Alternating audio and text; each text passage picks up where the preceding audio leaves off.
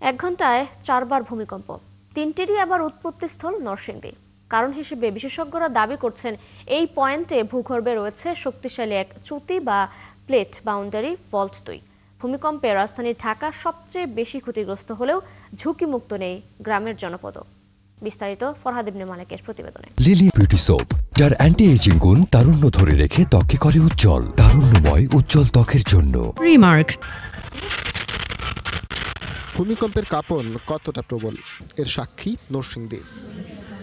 শুক্রবার সকাল 10টা 38 মিনিট 37 সেকেন্ডের যে ভূমিকম্প কাঁপিয়েছে দেশ, এর উৎপত্তিস্থল এই জেলার মাধবদী। এই ভবনের প্রায় 20টা রুম, প্রতিটা রুমে আমাদের ক্ষতিগ্রস্ত হয়েছে। আমাদের বিমগুলো ফেটে গেছে, কলামগুলো ফেটে গেছে, সবগুলো হয়ে গেছে এবং ক্লাস নেওয়ার শ্রেণী কার্যক্রম পরিচালনা করা সম্ভব না। কারণ আমাদের বয়সের তুলনায় এবারই বেশি আতঙ্ক হয়ে গেছে।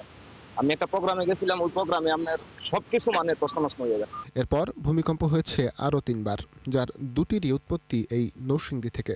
কেন নরসিংদীতেই হচ্ছে ভূমিকম্পের উৎপত্তি? উত্তর খুঁজেছে 71। প্লেট বাউন্ডারি 2-তে 5.7 হয়েছে এখন, বাট ওখানে 7 ম্যাগনিটিউড আর্থকোয়েক হওয়ার মতো শক্তি আছে ওখানে। কারণ গতকাল একটা 3.3 হয়েছে সকালে, আর বিকাল হয়েছে 4.3।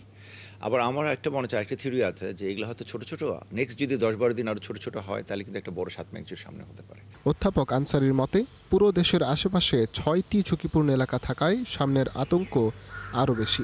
বাংলাদেশের আশেপাশে 6টা ঝুঁকিপূর্ণ এলাকা আছে যেখানে আর্থকোয়েক জেনারেট হতে পারে। তার মধ্যে একটা হচ্ছে প্লেট বাউন্ডারি 1, আমরা যেটা বলি মিয়ানমার থেকে শুরু করে ওটা নোয়াখালী পর্যন্ত। সেকেন্ড আর্থকোয়েক ঝুঁকিপূর্ণ এলাকা হচ্ছে প্লেট বাউন্ডারি 2, যেটা হচ্ছে নোয়াখালী থেকে শুরু করে সিলেট পর্যন্ত। থার্ড ভূমিকম্প প্রবণ এলাকা হচ্ছে প্লেট বাউন্ডারি 3, যেটা সিলেট থেকে ইন্ডিয়া দিকে চলে গেছে। ফোর্থ জোন হচ্ছে আমাদের ডাউকি ফল্ট জোন, যেটা বাংলাদেশ এবং ইন্ডিয়ার বর্ডারে হয়েছে।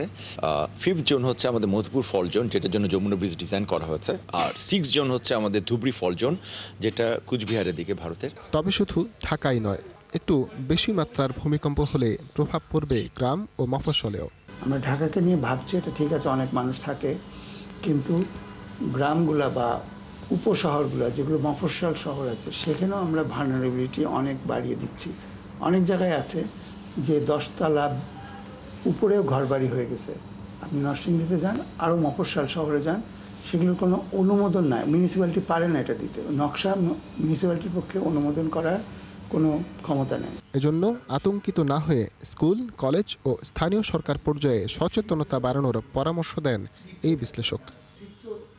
ফরহাদ ইবনে মালিক, 71, ঢাকা।